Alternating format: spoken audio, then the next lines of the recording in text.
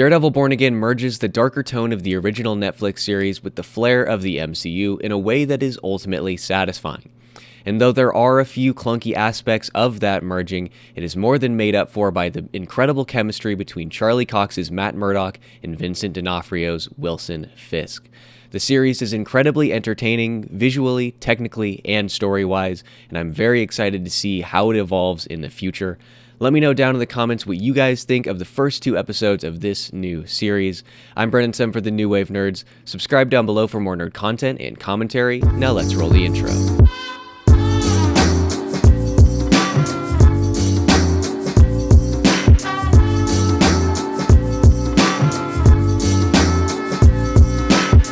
Alright, so as always, we're going to begin with a brief non-spoiler review. If you haven't been able to tell from that early intro, I'm very much a fan of this series so far, and I was a little worried in the beginning. Prior to the release of this, I had voiced some of my concerns to close friends and family. I believe I've even voiced some of those concerns on the podcast, but those fears were mostly assuaged from these first 2 episodes. I think thus far it is incredibly entertaining.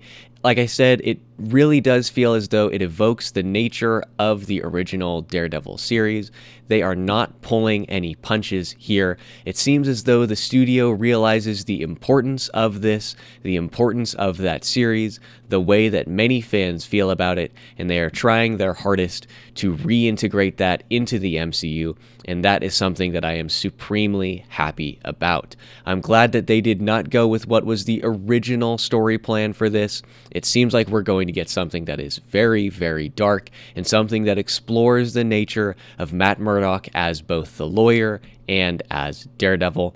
I'm really interested to see how the relationship between Matt Murdock and Wilson Fisk evolves throughout this, and how this is going to tie into the Daredevil Born Again comic.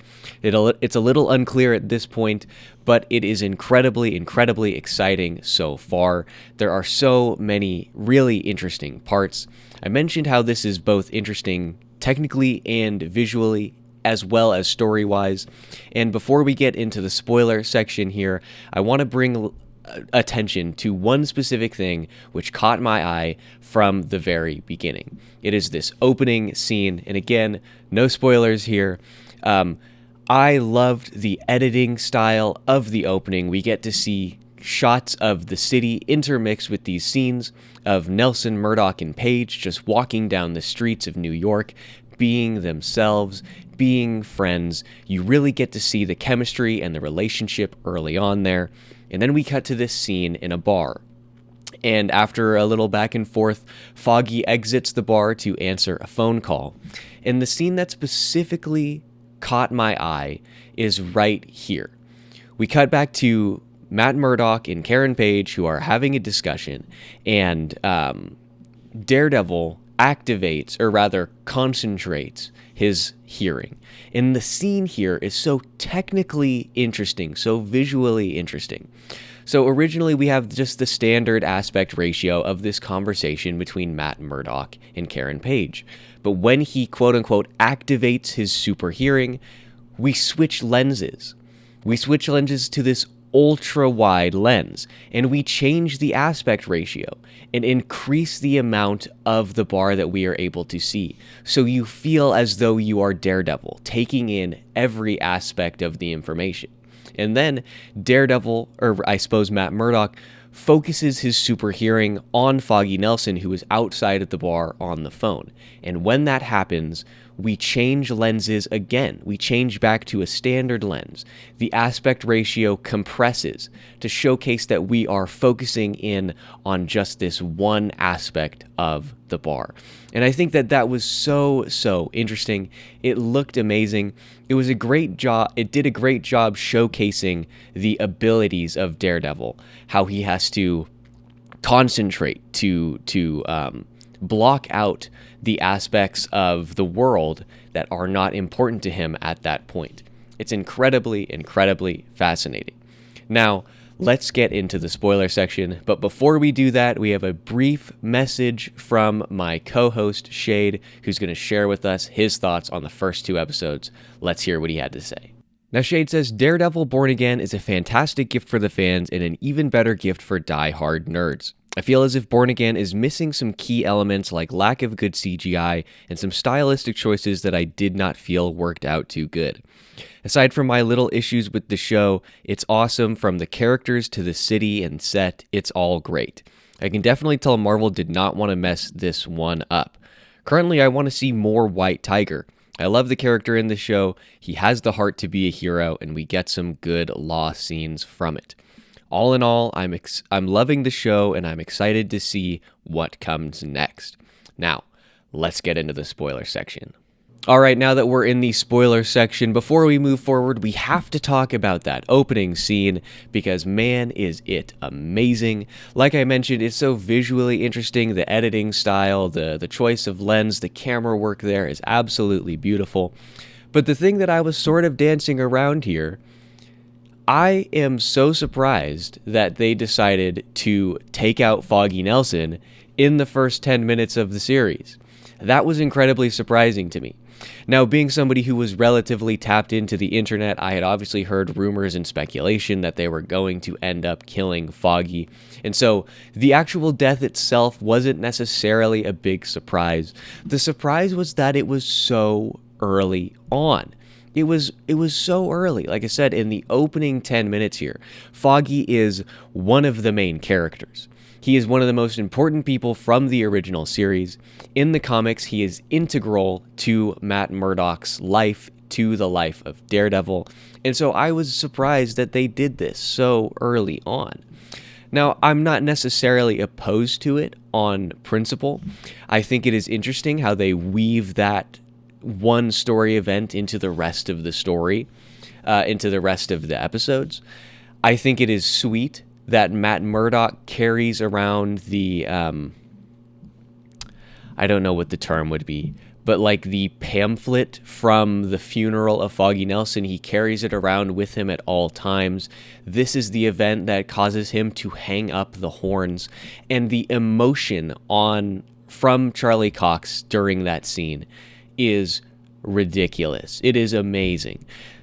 And not just the emotion from Matt Murdock, but from Karen Page as well, from Deborah and Woll. I mean, the performances there are amazing. Again, if I were writing the story, which I don't think that's very likely to happen at any point, but you never know. I don't know if I would have put that in the first episode.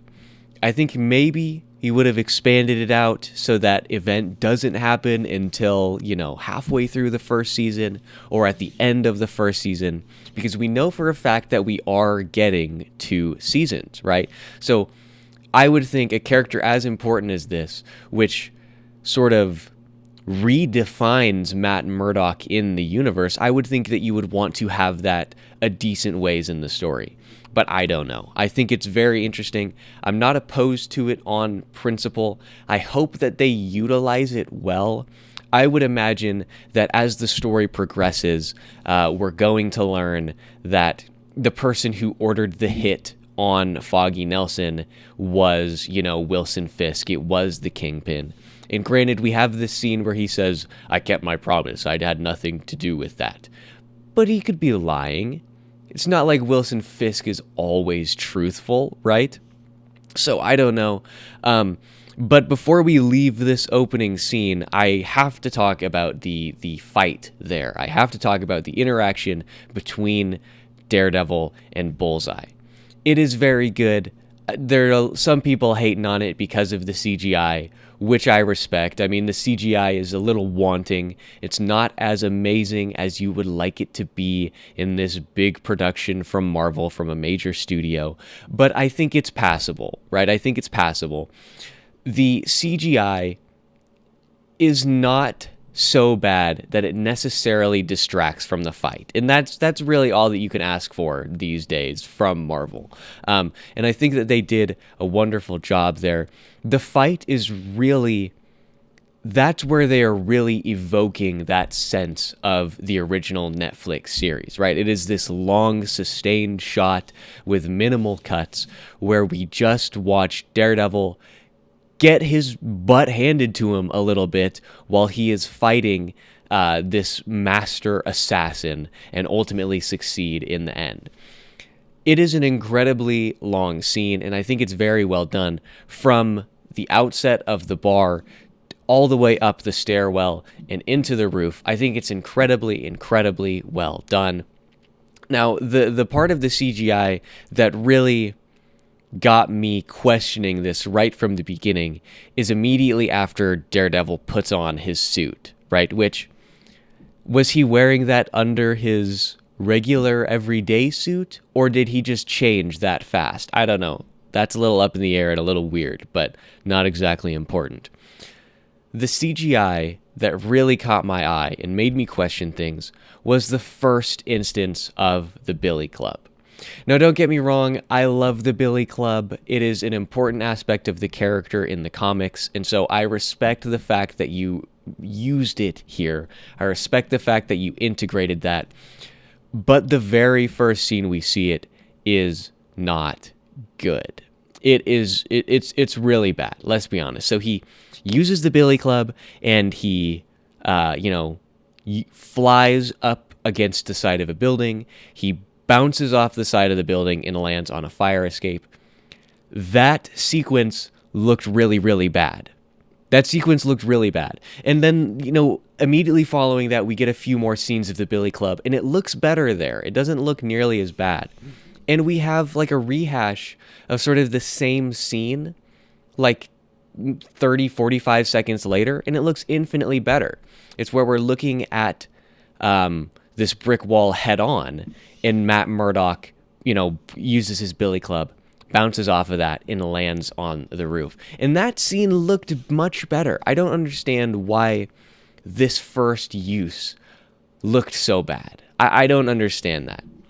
And again, I would think if you reverse the two of those, then maybe it wouldn't be quite so egregious. But it's the fact that this is the very first time we see the Billy Club used, and it looks bad. It's because it's the first time that sort of gives me pause. And I'm like, this was a weird choice. But again, I respect the fact that they're using the Billy Club. I like the Billy Club. I do like that they're using it. So even though it is a little bit clunky, this is certainly one of those clunky parts that I mentioned at the outset. Even though it's not amazing, it gets a pass from me because I think it's going to work out okay. I think it's going to be fine. And I think if we see Daredevil appear in like one of the major movies, then they're going to make it look better if they decide to use it. So it's not a huge deal, but it definitely gave me pause right on. And so it was weird because the beginning part, I was really invested. I was really interested. I was like, oh man, this is going to be everything that I want it to and more. And then we get that scene. And then after that, things are okay a little bit. So I don't know. All in all, the series so far is really interesting.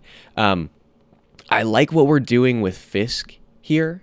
I like how he is sort of like struggling to... It seems, and maybe the writing is just really good here, but it seems like he really is attempting to move past some of the more brutish aspects of his nature. It seems as though he is trying to move past the Kingpin and into Mayor Fisk. And I think that that's really well done. I think it's really well done so far. I'm curious to see like what is going to be the event that makes him fully bring back the Kingpin, right? Because obviously at some point he's going to decide that he needs to do some evil for the betterment of the city or whatever. Obviously that's going to happen. What is the event that transpires here? And I'm really liking the relationship between Wilson and Vanessa Fisk. I like what's going on here. I like the fact that we get to see that their relationship is sort of strained by the events that have gone on in the world. I like to see this. It is interesting. I like the tension that arises from the fact that Wilson is sort of like divesting himself from the criminal enterprise. And my question here is, I wonder if Vanessa is going to sort of become this Lady Macbeth figure. I wonder if Vanessa is going to be the one who pushes him to return to the life of crime. I wonder how this is going to play out. Or perhaps maybe Vanessa doesn't push him, but something happens to Vanessa that causes him to lash out, right? Obviously, he loves Vanessa, even though their relationship is strained right now. He clearly holds immense love for her in his heart. So I wonder, is she going to die? Is she going to die, and that pushes him over the edge? Maybe she dies directly or indirectly at the hands of Daredevil. And so that's why Wilson Fisk, again, turns evil and really tries to enforce this, anti-vigilante act on New York City.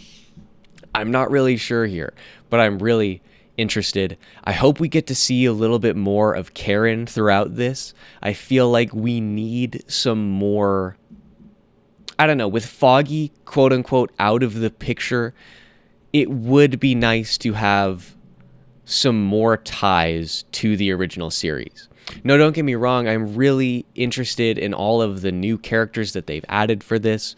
I like Kirsten, what's her name? Kirsten McDuffie, I believe. If I can find it.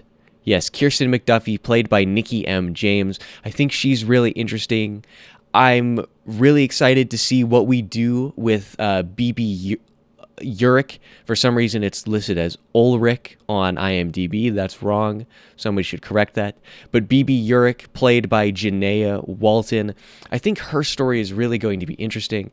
And I like the way that she is sort of following in the footsteps of her uncle Ben Urich, but doing it in her own modern way, right? She is an independent journalist who's operating this BB report type thing, which is mostly we see it through like man on the street interviews, which I think is really interesting. I think it's a fun way to modernize it. I'm also really interested in what we're going to do with Margarita Levieva's character, who is Heather Glenn, right? So this is the woman whom Daredevil or Matt Murdock is set up with, or with whom Matt Murdock is set up, and they begin this relationship. I'm curious to see how that evolves, especially considering the events that take place towards the end of the second episode, with the Fisks coming to her for marriage advice. I find it hard to believe that Wilson Fisk is not going to kill Heather Glenn. I find it hard to believe that he's not going to snap her neck. I don't know. I just find it a little hard to believe. Now, an interesting way to do that would be to have Vanessa kill her instead. That would be sort of interesting. But I don't know. I'm interested to see how all of this evolves. And again, Heather Glenn, she's a character from the comics. It's always fun to me when we get to pull characters from the comics into the movies or TV shows. Granted, she's changed a little bit. In the comics, in the Frank Miller run, Heather Glenn is like this socialite. She is a member of the upper strata of society who takes over her father's business, and Matt Murdock sort of eventually destroys the whole business, but that's besides the point.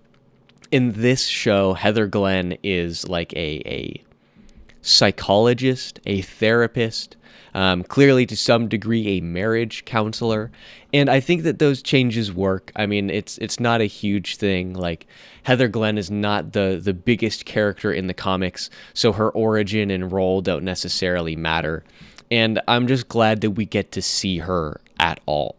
I think it's going to make for some really, really interesting stuff moving forward here. Now, I do obviously have some questions. When are we going to see Frank Castle? When is John Bernthal going to be back? When are we going to get to see the Punisher? Wow, that was crazy. I almost forgot that. I mean, on IMDb, he's listed as showing up in episode 3. I don't actually know how accurate or true that is. That could just be the thing. They know he's going to show up in the series, so they just put it there. But I want him to play a big role in this. I don't know how he's going to tie into everything. I don't know What I want to see more of Bullseye, of Benjamin Poindexter, which is just the greatest name ever. I want to see more. I am so excited for this series. It is incredibly interesting. Like I mentioned at the outset, the chemistry between Wilson Fisk and Matt Murdock is just amazing. I mean, we get this scene with them in this diner, and the chemistry is great. I mean, we start off with like small talk where they're like interacting, and it's almost like they're old buddies. And then it quickly devolves into a much more heated conversation. And the dialogue, the acting there, it's all so incredible. I cannot wait to see how all of this evolves. It is shows like this which revitalize my interest in the MCU, right? I mean, this shows to me that they are capable of making good things, and they are capable of listening to the things that the fans desire. Like I mentioned in the beginning, originally they had a completely different story for this. Originally, the entire show was different, and according to one of the, I think it was an executive producer on the show, originally it was going to be a comedy. Which would have been a terrible choice. No, but I mean, sure, some people would have liked it, but nobody who liked the original show would have come in and been like, "Oh yeah, this is a good spiritual sequel." No, I am glad that they listened to the people who pay their bills. I'm glad they listened to the people who are signing up to their services, and they made this show closer to the original Netflix series. So far, it appears to be working out. Again, we're only 2 episodes in, so there's a lot of story left to tell.